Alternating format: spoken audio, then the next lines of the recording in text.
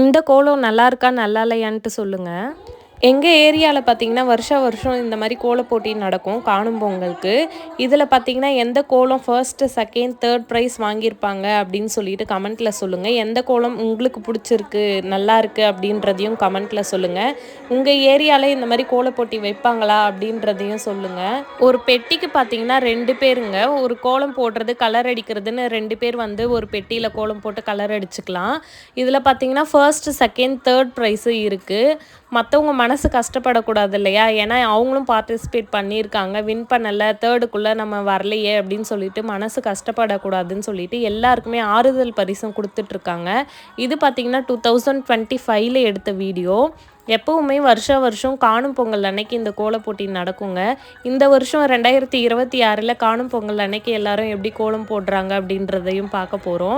வருஷம் பார்த்திங்கன்னா நான் அந்த தேர்டுக்குள்ளே வந்துடுவேன். தேர்டுக்குள்ளன்றதை விட ஃபஸ்ட் அண்ட் செகண்ட்குள்ளேயே நான் வந்துடுவேன். ஃபஸ்ட்டு உங்களுக்கு ஒரு கோலம் காட்டினேன் இல்லையா? அந்த கோலம் தான் நான் போட்ட கோலம். அந்த கோலம் எப்படி இருக்குன்னு எனக்கு கமெண்ட்டில் சொல்லுங்கள்.